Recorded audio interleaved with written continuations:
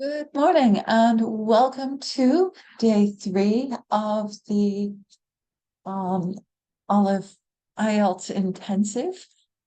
Today we will be covering the second half of the writing exam, which is task 2. And then in the last hour, we will be working on the speaking exam. So thinking hats on. There's a lot of work to be done. And let's get underway. Please don't hesitate to jump in with questions or contributions as you can. Right. So, yes, the writing exam, as we said last week and the week before, the writing test is 60 minutes. There are 2 tasks, 150 words for task 1, 250 words for task 2. That is the least important piece of information about the exam. The amount of words are absolutely the last thing you want to worry about. If you fulfill all the requirements for that task, you will have written more than enough words to cover that, to fill that requirement, right? So the 2 things people always ask me about are, how can I write enough and how can I keep track of the time? And always I answer, don't think about either of those 2 things and you will achieve them. If you focus on the skill and the core of what the task is asking of you, you won't run out of time and you will have written enough words. That's all there is to it. It's harder to write enough words if you put your pen on the paper and just start writing. It's easy to lose track of what you want to say and run out of ideas. So we're going to continue focusing on, in the writing, getting our ideas down so we've got something to write. Because if you've got nothing to write, you can't keep writing. So with that brief overview, task 1 was describing data. We're looking at graphs. Task 2, now you get to put in an opinion, and that's super important. Okay, so there's no opinions for task 1. Task 2, that's where you are asked to hold an opinion. Once again, I'm going to remind you of the marking. There are 4 criterion on which you are marked. Note that vocabulary and grammar are only 2 of them. These are weighted equally. Each of them is a quarter of your mark. So your ability to write a complete response that addresses all parts of the question, that's a quarter of your mark. Your ability to organize your response into a logical progression and to give the sign and to use the verbal signposts that say, I'm going to talk about this and then this. However, there's also that idea. That signposting is a big part of your coherence mark. And remember, those 2 are half your score. Half your score is understanding the question and writing in clear, well-organized paragraphs. So we're going to be focusing on how do you get there? How do you achieve that? So, and here's the big one. First step, analyze the question. That is the very first step. Then brainstorm ideas. Because when you first read that question, that's when you're going to have the most interesting thoughts about it. You may not believe me, but honestly, this is true. So the minute you read that question, there's going to be words, just like last week when the first thing I wanted you to do with that graph was to see, where does your eye go? Oh, it goes to the peak, it goes to that drop. Oh, there are all of the interesting spots. With the task 2, it's ideas. Where are the most important ideas? So going back to this, I just want you to see all the things that are highlighted here. Band 7 addresses all parts of the task and presents a clear position throughout the response and presents and extends main ideas. Band 6, same thing, maybe not as coherently, maybe not as completely. And in band 5, only partially expresses an opinion and addresses the task only partially. Expresses an opinion, but the development is not very clear. So you see that the difference between a 5 and a 6 is having that understanding of the question. Please stay muted unless you're contributing because of background noise. Thank you.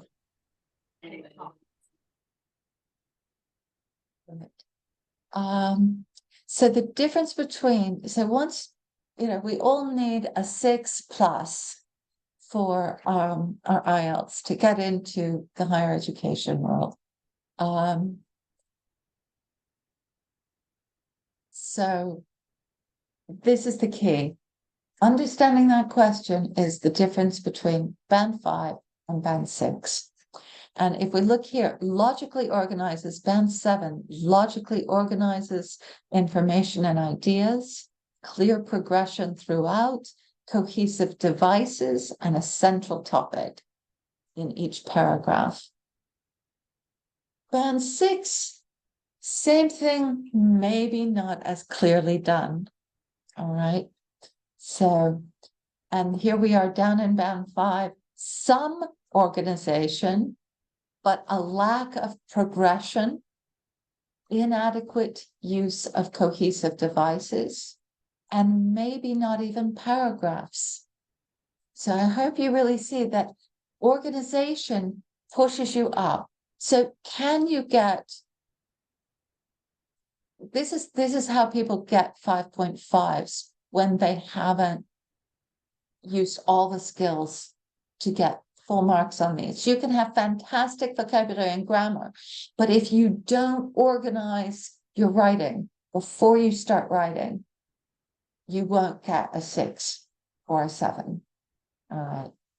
Doesn't matter how good your grammar is. If you can't move these up to at least a 6, you just can't get the higher marks. So here's how we're going to do this. We're going to analyze the question. We're going to brainstorm ideas. Once we've got those ideas on the paper, we're going to organize them in a plan. And then, and only then, so about 5 minutes when you start this task, about 5 minutes of really deciding, what am I going to write and what order am I going to write it in? That is going to be the difference between that extra 0.5 that gets you into a 6 or a 7. And then you can write. What do we have to write? There are 4 things we need to write. We need an introduction. We need a main idea we need 2 body paragraphs, one main idea with examples, a second main idea with examples, and a conclusion. All right. And then if all of this has been done well, the writing went smoothly, you wrote in beautiful sentences, you knew what you were going to write, so you were able to focus on the quality of your grammar. And that's the key. So you then have enough time to check for some errors and you're done. And that's your 6 or your 7 on the exam. So the essay itself must have an introduction. All right. What does the introduction look like? In the introduction, you restate the question. You give your opinion or position, and then you should list the ideas, the topics of the paragraph that are going to support your position. Just mention them. Obviously, you're going to write more extensively about them. This is a way of signposting that will get you higher marks. You're telling them what you're going to tell them. My shorthand for this is in the introduction, you're going to tell us what you're going to tell us. Think of it as telling a story. You want to set the scene. This is the question, this is my position, and here are the ideas that are going to support my position. All right. Two main paragraphs. These main body paragraphs are going to be the explanation of the topics. Okay, so those topics. Note that I said state your position here. It is vital to actually, if you just pop up, it says a clear presents a clear central topic within yeah, exactly, a clear present. Oh, it doesn't have that one on it. Okay. It's stating and supporting your own position throughout the essay.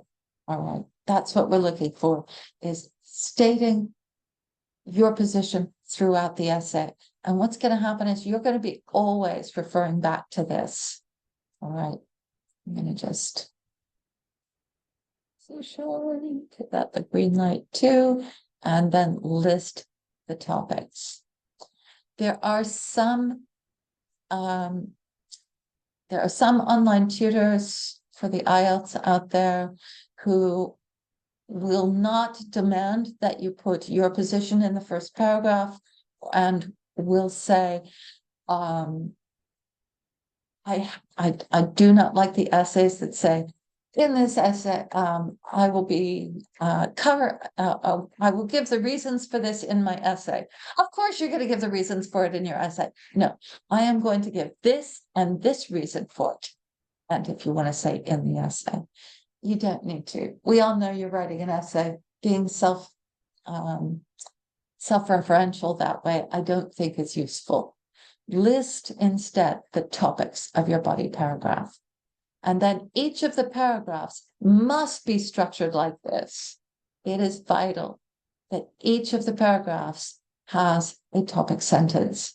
What is this paragraph going to be about? Firstly, I will address this subject. And then you have two supporting ideas. These I'm going to go ahead and highlight, but not in green. We're going to go for yellow with those. There's your two ideas. And it is also critical, the way you get more advanced language is making sure that you include supporting details. There we go. All right. So you have to have supporting details as well. I've not been consistent with my color scheme, but we'll have to do it. Now, notice there's one more thing that I'm saying has to be within a paragraph. What is this? So it's like a concluding sentence, but it is a link. It's the sentence where you say, and this, as you see, supports the position I have already stated. Or you see how this supports, or in conclusion of this paragraph. You don't usually use that there, but you simply in that last sentence say, this supports the idea that it is best to have it this way. All right. And then in your final sentence, your conclusion. Yes, you have to have a conclusion in task 2. You can get away without it in task 1. Oh, I'm going to just change these ever so slightly. Yeah, well, they're a little messy, but it'll do.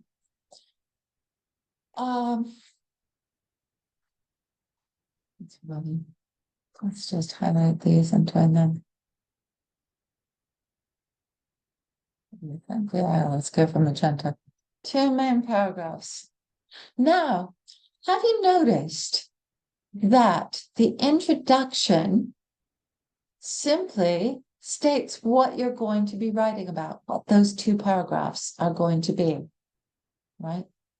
And the conclusion is going to be in conclusion, as you see, this is the only reasonable position to take because of this and that evidence, right? You put nothing new in the conclusion. You put nothing in the introduction that you are not going to cover in those 2 body paragraphs. So the only thing we have to plan, the only material that we have to come up with are those 2 main body paragraphs. Once we've got those, and this is why you can't start writing until you've made your plan, because the introduction is a summation of what you are going to say. Then you've got 2 paragraphs to say it and 1 conclusion to summarize once again what you said. So, introduction, tell us what you're going to tell us. In the body paragraphs, tell us and tell us. And in the 4th paragraph, tell us what you have told us. And then you have an essay. Right. So let's see what this actually looks like in real life. Oh, I forgot to put the timeline. Right. So the first step, analyze the question. And here's the trouble. It looks like a pile of words, doesn't it? So let's start finding the most important words here. In the question, they're going to give you some background information. All right. So the first thing you have to do is find the question. So the rising cost and decreasing supply of fossil fuels, such as oil and gas. Okay, such as oil and gas is an example, right? So our background information is the rising cost and decreasing supply of fossil fuels. Okay, oops.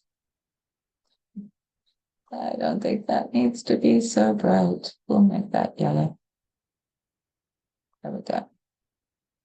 Such as oil and gas, along with environmental concerns, mean that their continued use as our main source of energy is impractical. All right, this is a bit key. So we've got there. We're going to take out some of the extra words and just say their use is impractical. Okay. So there we go. We've got our subject and our background. The rising cost and decreasing supply of fossil fuels is impractical. We should include the environmental concerns just for fun.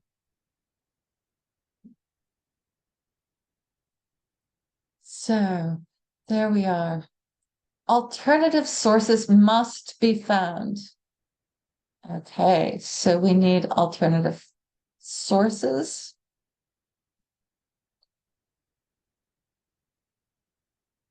And there is a really important word here. Can you see it?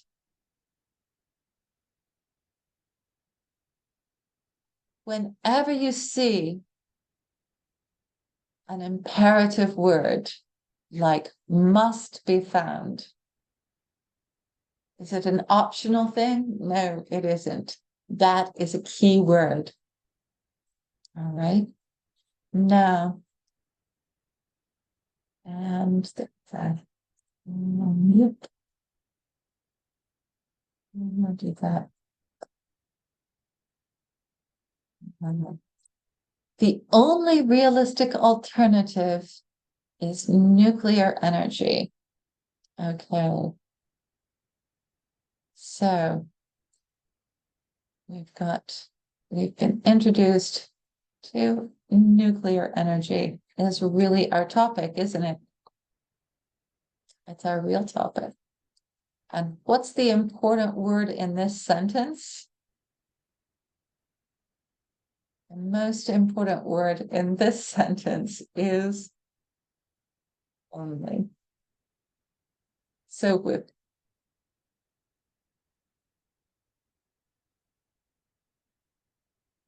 the only alternative, they say,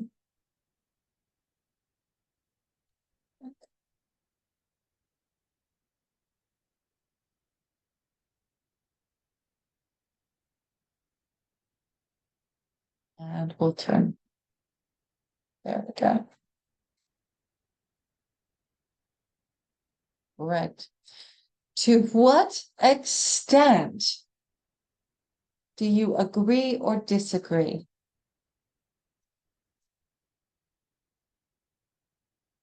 So you need to decide. So here's finally, we've gotten to the real question.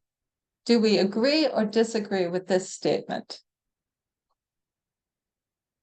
It would not give me a very wide range of. There we go. To what extent do you agree or disagree? Now, what does the word extent mean?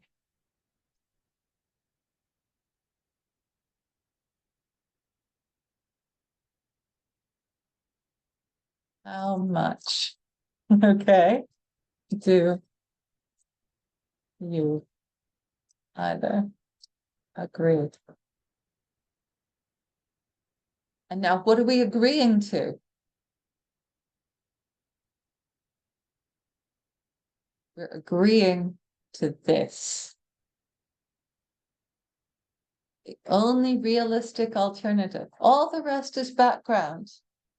The only realistic alternative is nuclear energy.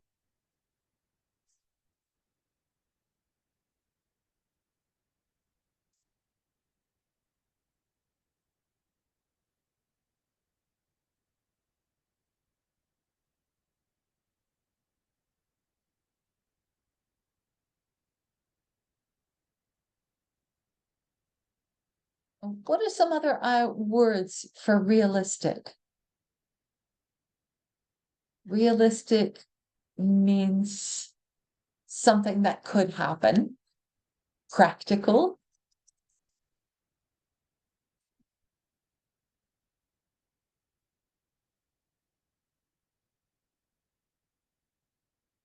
And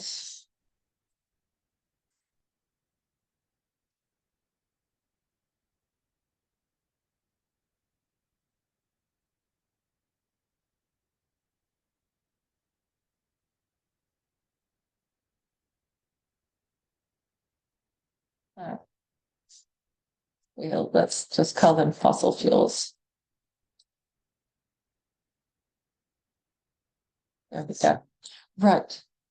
So, and here we go. There's the instructions. Give reasons for your answer and include any relevant examples from your own knowledge or experience. So again, you don't need any industry-specific language. You just have to write this from your own point of view. So let's take a couple of moments to look at, and here's another analysis of this. But I like this one because at this point, it's really good. So if you may notice, how much do you either agree that nuclear energy is the only practical solution to fossil fuels? Yeah, I've already started paraphrasing the question, haven't I? So that will be very useful to us in the future. Okay. So here's the point at which we can, I'm going to say, we've got to stay focused on the question, right? So if we look at this page, we've got the background information, which is the decrease. We need to get away from fossil fuels, basically. And they're saying the only realistic way to do this is to use nuclear energy. And we have to decide whether this is true or false, or whether we agree with it or not, and for what reasons. So what I want to do now is look at some questions and decide, are these statements that should be in our essay? Because we've got to stay focused on that. It's fossil, we've got to get rid of fossil fuels. We need something else. They're saying nuclear energy is the only way. Okay. So the question asks, which I want you to please type into the chat if you can. A T or an F? Do you think this statement should go into our essay or is not part of our essay?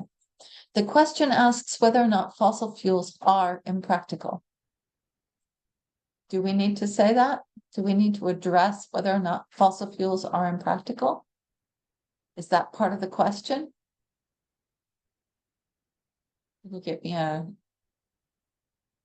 what? A yes or a no? Is this true? Does the question ask whether or not fossil fuels are impractical? Okay. And the answer to that is false. Okay. The question doesn't, thank you. The question doesn't ask, we're not asked, it states that fossil fuels are impractical. We're not asked to address that. We're not going to be talking about that in the essay. You should give a detailed description of how fossil fuels cause global warming. Should we be talking about fossil fuels and global warming in this essay?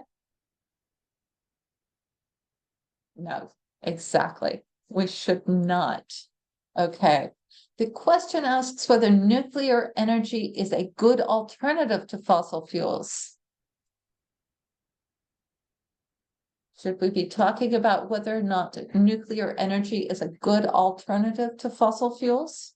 Yes, exactly. That is what our question is about.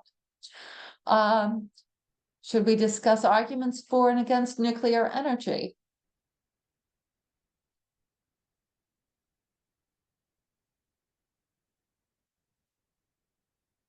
This one's a little bit fuzzier. Yes, we can. Maybe not as the entire focus, but we can. So, but that, and actually it's vital to our argument is whether or not nuclear energy is a good alternative. How about arguments for and against fossil fuels? What do you think?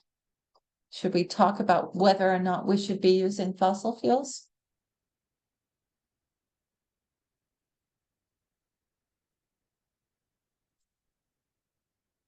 And that's a big false and no.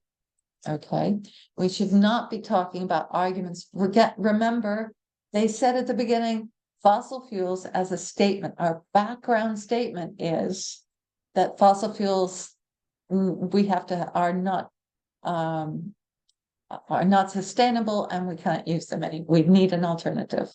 So we're not arguing. That's not presented as something we should argue. That is presented as a background statement. Okay. So should we mention other alternative energy sources? We should mention other alternative energy resources. What do you think? Should we talk about other things, alternatives to nuclear energy? If we're going to say that nuclear energy is the only reasonable alternative, What are we going to have to do to prove that statement? If we're going to say that nuclear energy is not the best solution, what are we going to have to talk about?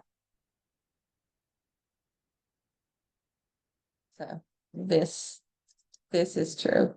Okay, we do need to talk about other alternative energy resources in order to prove whether or not, but either that nuclear energy is the best solution or is not the best solution. Yes, we have to talk about other alternatives. How about we should give a historical account of nuclear disasters?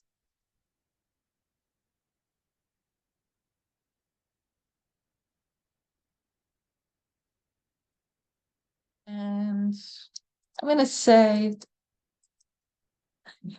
yeah, true, because it is an argument against nuclear energy. I agree. I agree.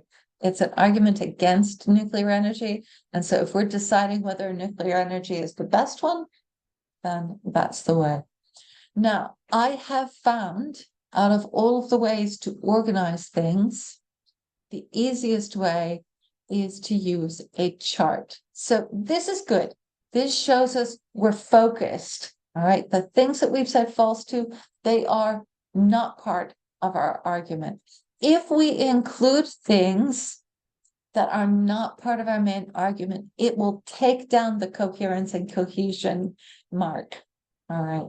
Staying focused on that question is our best way to get that coherence and cohesion mark. So here we are.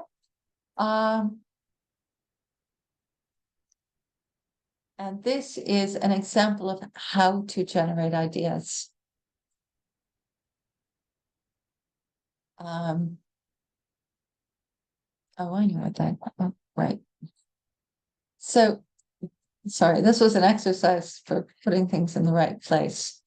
So we're taking these ideas and deciding whether they were pro-nuclear energy or against nuclear energy. And it's an easy way to decide which position to take and what to cover, because the more you can think of to go into these different categories, the easier it is to write. So once again, here we are, understand the question and organize the information.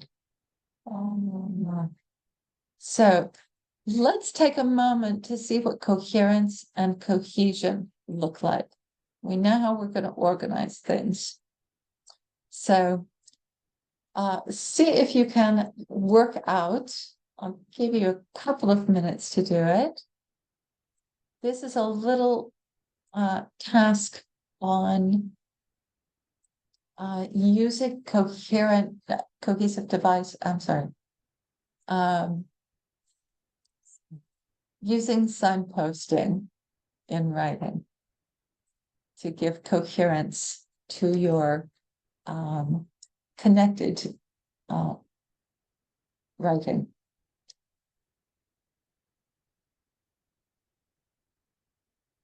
Right. So you will be able to download a PDF of this after the class from the file source that you've been given before. I'll make sure that it's there as well. So what I will do is encourage you to do this exercise after class. I'll try and get the PDFs loaded as soon as possible. And I'll try and make sure everyone's got the link before we leave the class. Because there's the answers. And notice, so these are coherent. These are the signposts that tell the reader how our argument is progressing. So that business about having a developed and progressive article, these are the language This is an example of the language and how to use them. So,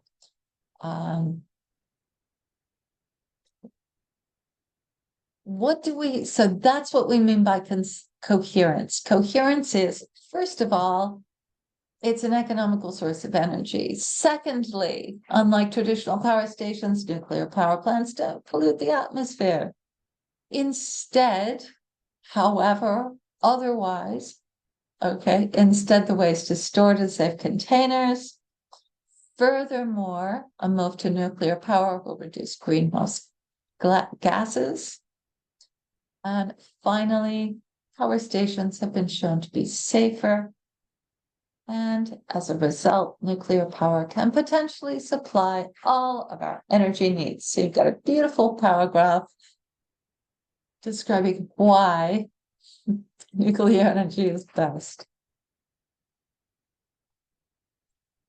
Cohesion. Cohesion is tying these things together. Okay. Tying your words together with cohesive devices that link things, explain the relationship of things within your paragraph. And once again, I'm going to just go ahead and show you the answer because we don't have enough time. But do this exercise looking through the PDF and see if you can find such things in some of the other essays as well.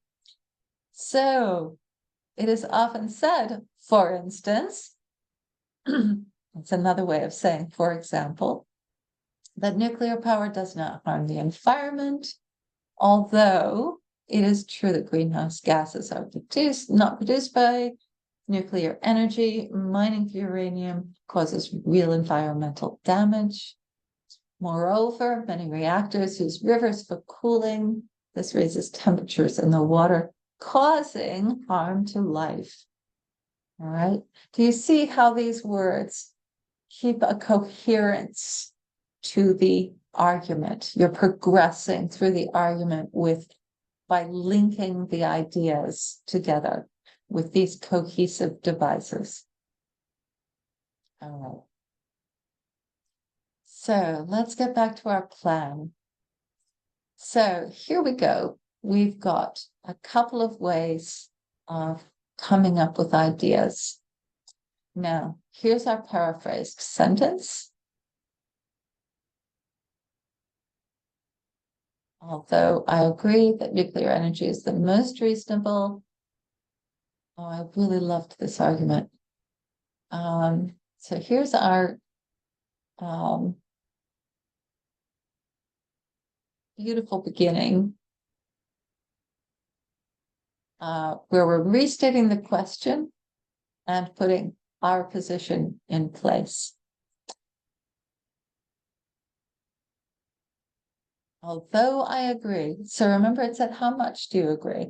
Although I agree that nuclear energy is the most reasonable and practical alternative to fossil fuels, this only applies to rich countries that already possess the technology and resources to use it. Other alternatives are more accessible to regions with fewer resources. We came up with this in another class and it was really fabulous.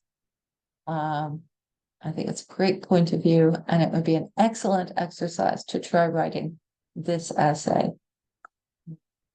So we've got our arguments for, which are reliability, proven technology, and if you don't have access to solar or wind, it's there. And over here, we've got the expense, the problems of building it, and the availability, the restrictions on the technology. So you see how that, do you think you could write an essay from what you see in front of you here? That's the important thing. So when you've got your plan, you want something that you can actually write from.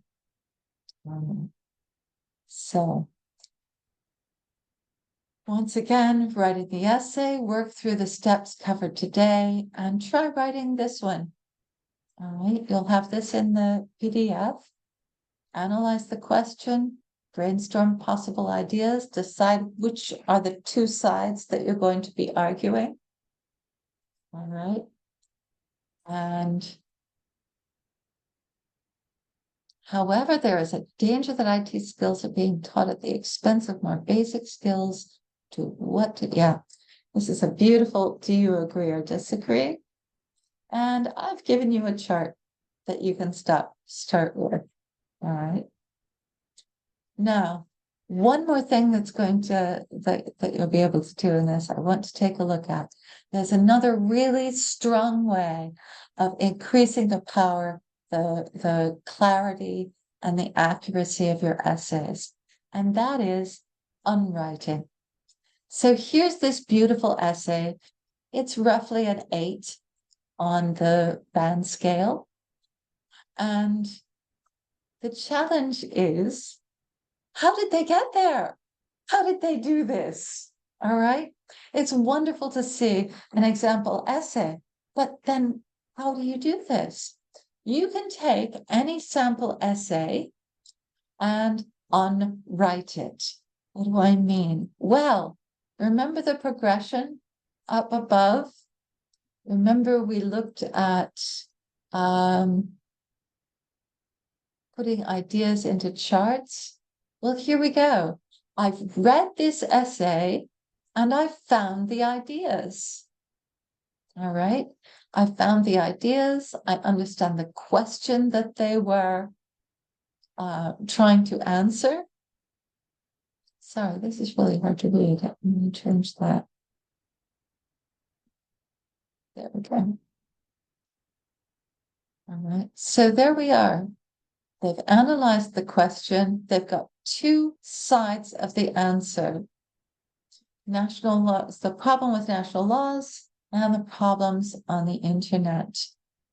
All right. And so I've taken this, I've found all of these. And you can take mine and go back up into that essay and find all of those pieces.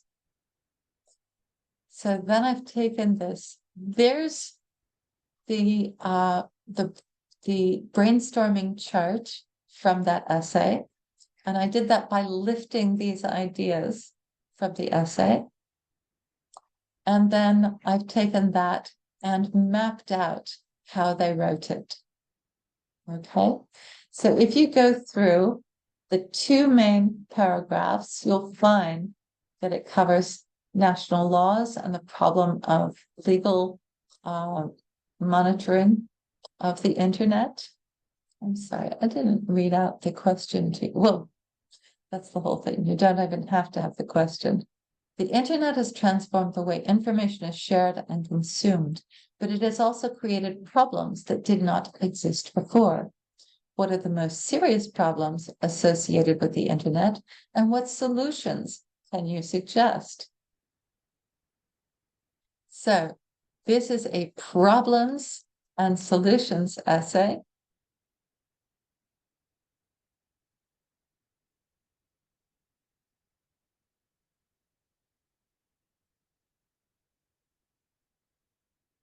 And they have suggested global laws.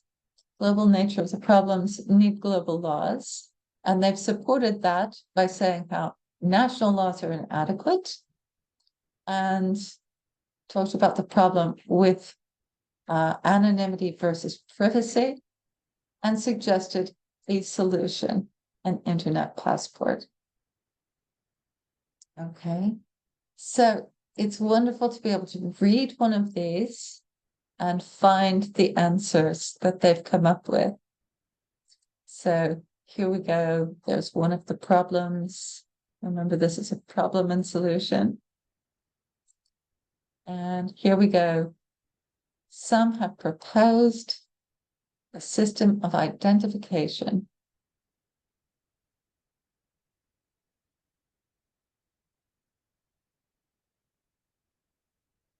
And let's see. Actually, in that first paragraph, you should be able to see that they've stated the problems and Okay. This is one of those sentences that I don't agree with. It says it's going to propose a solution. This sentence merely says, I'm going to do what you asked me to do, which doesn't add anything to the essay. So I would do that one differently. I would say the problems of illegal acts and the international nature of the internet. I propose that a global passport is the best solution. And then you've just got the essay to explain why. Okay, so that is not my favorite sentence. I don't like things that just tell you what the job is, because that's all that does. That tells you what the job was to write this. All right, so there's no doubt it's revolutionized. Yeah. However, societies have had to cope with unanticipated problems, crimes, and which traditional laws are powerless to prevent. So this is really the meatiest sentence in this introduction, right? This is where they really do it. Unanticipated new problems, including crimes which traditional laws are powerless to prevent. So that's where they are going to be talking about the solution must be global, which they do down here. But I prefer, the thing is that if you run out of time writing this essay and you don't get to complete your conclusion, that solution needs to be up top, the global solution of using legislation and identification. All right.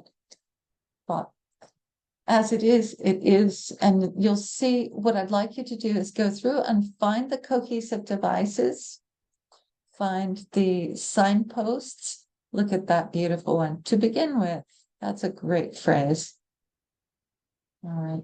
So look at those cohesive devices. Look at how they've built the ideas into this. All right. Doing unwriting will give you a stronger idea of how to get that level that you need, how to get that beautiful, coherent essay. All right. There are references here. IELTS Academic is my favorite for writing because it's got really clear example practice tests and sample answers. That essay is one of the sample answers. The British Council grammar site, I cannot emphasize enough how useful that is. They are short, they are interactive, they are super good. BBC 6-Minute English, just listen. They do lots of additional vocabulary, and good heavens, if you had to talk about energy sources, well, you know what? There's a section, there's a news program on 6-Minute English that will cover it and give you the language that you need to say. My file of practice exams and materials for this are in this Google Drive. Hopefully you will have, oh, you know what? I'm just going to do this, and I'm going to copy all of these right into the chat. And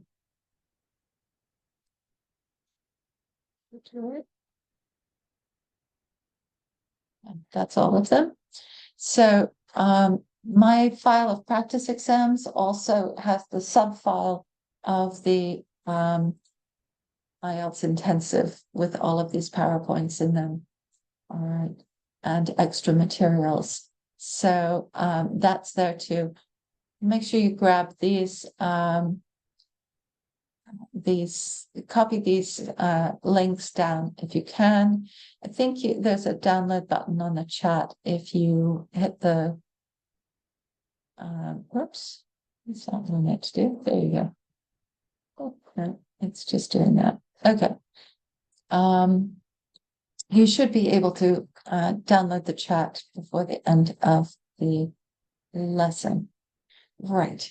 Let's go to a different screen and I'll show you a couple more of these. Just a reminder.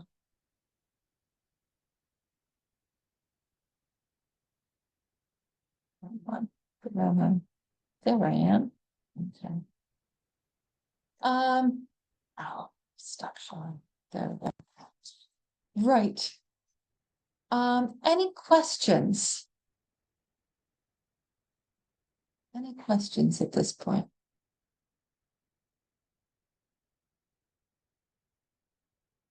Any questions about how to approach it or what you need to do?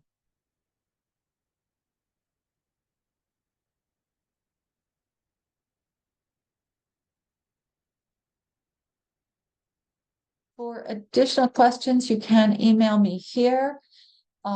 Make sure you copy that down as well. If you have any difficulty accessing any of the materials or have any questions, please do email me there. I've got this new email, so I'm much better at responding now because I was finding that my main email was getting far too confusing. So I've set this up to cover us so that I can find you in amongst all the people who are writing to me. So hopefully you'll see that in the chat as well. Right. Well, if you've any questions further about the writing exam,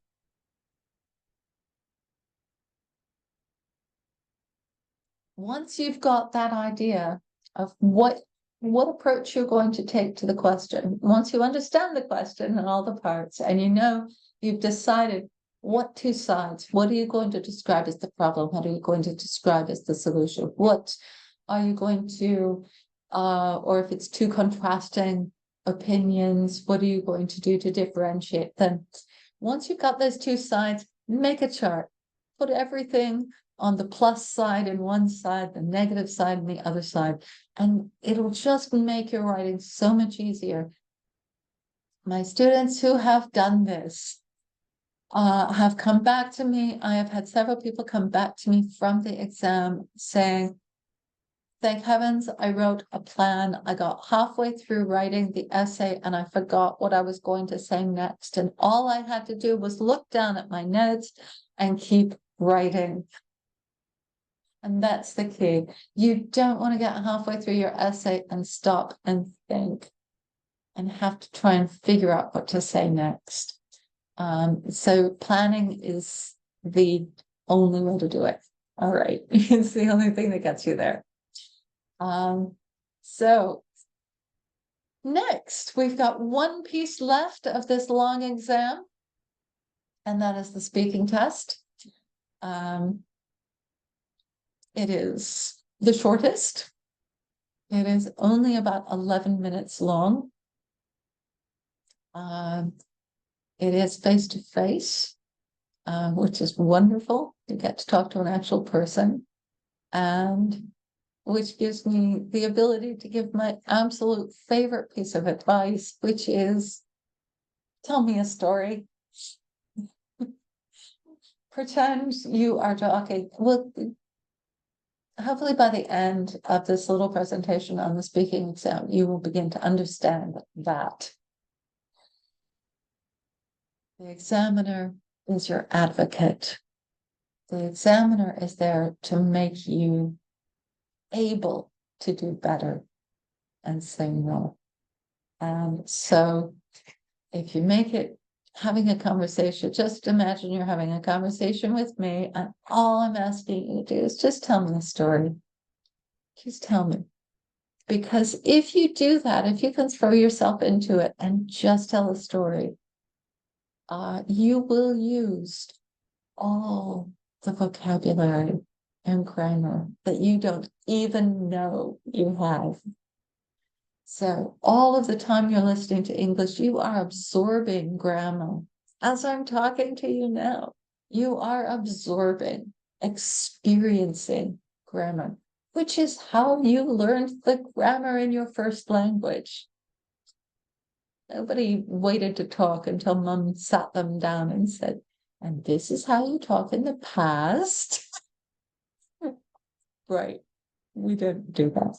Okay. So let me go back to, oh, that would be helpful if I load the, here we go. Get the PowerPoint for this one up, and we will wander through the wonders of the speaking exam. Please do make sure you keep these links, and especially my email address. If you've got any questions about this 3-week program, please do send me a note. It's been so brief, and I feel like there's so much more to say. Right.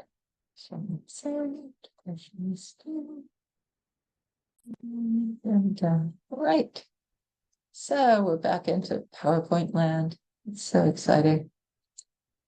The speaking exam, 11 to 14 minutes, face-to-face interview with an examiner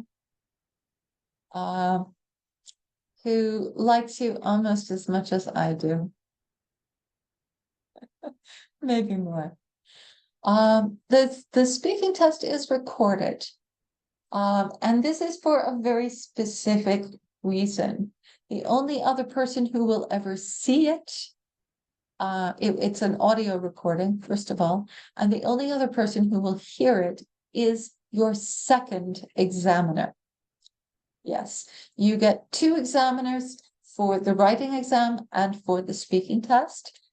So if you feel like you didn't get on well with your with the examiner, there's going to be someone else marking it.